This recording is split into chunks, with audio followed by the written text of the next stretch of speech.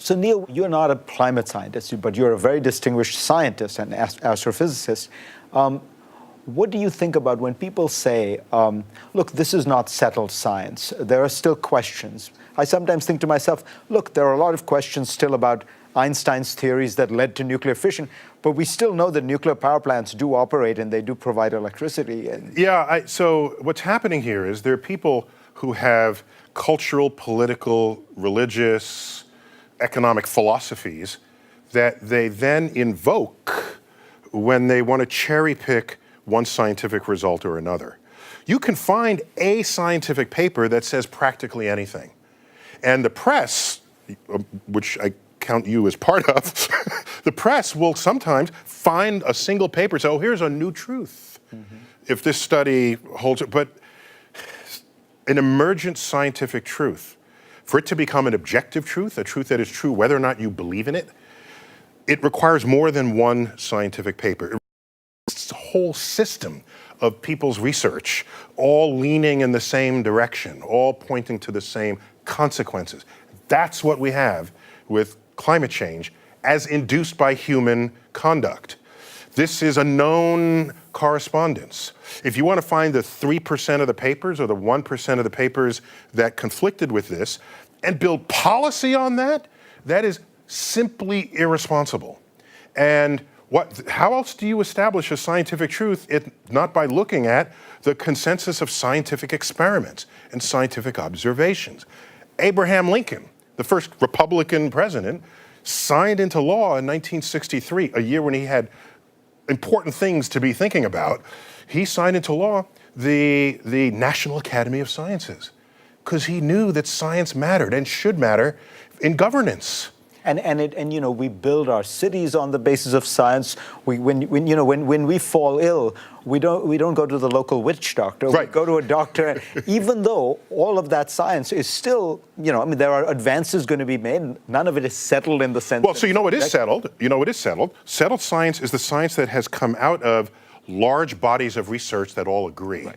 When you see scientists arguing, and I tweeted, I said, if you think scientists want to always agree with one another, you've never been to a scientific conference because people are duking it out. But what are they fighting over? Not the settled science that's been in the books. We're fighting over the bleeding edge of what is not yet known. And that is the natural course of science. Now, if you, as a journalist, want to eavesdrop on that meeting, you'll think scientists don't know anything about anything. But it's the body of knowledge that is accumulated over the decades that precedes this that becomes the canon of what, if you're going to base policy and legislation on, that's what you should be thinking about. So you would say this is a moment to listen to climate science. I think this 50 inches of, I can't even picture 50, how many raindrops is that? 50 inches of rain in Houston. This is a shot across our bow. A hurricane the width of Florida going up the center of Florida. These are shots across our bow. At what will it take for people to recognize that a community of scientists are learning objective truths about the natural world and that you can benefit from knowing about it? Even news reports on this channel talked about the fact that we have fewer deaths per hurricane. Why? Because you now know weeks in advance. We have models that have trajectories of hurricanes. In decades gone by, it was like, there's a hurricane there, we don't know. Should I stay? Should I go? And then you stay and you die, okay? So to cherry pick science, it's an odd thing for a scientist to observe.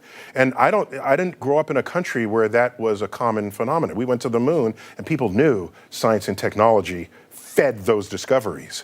And the day two politicians are arguing about whether science is true, it means nothing gets done. Nothing. It's the beginning of the end of an informed democracy, as I've said many times. What I'd rather happen is you recognize what is scientifically truth, then you have your political debate. So in the case of energy policy, whatever, it's you don't ask, is the science right? You ask, should we have carbon credits or tariffs? What's the right response? Exactly. What is the economic dimension of this? That's where the politics needs to come in, and it's not. The longer we delay, the more I worry that we might not be able to recover from this, because all our greatest cities are on the oceans and water's edges, historically for commerce and transportation. And as storms kick in, as water levels rise, they are the first to go. And we don't have a system, we don't have a civilization with the capacity to pick up a city and move it inland 20 miles. This is happening faster than our ability to respond. That could have huge economic consequences. On that sobering note, Neil deGrasse Tyson, always a pleasure. And we are in a hurry to read the book. Thanks.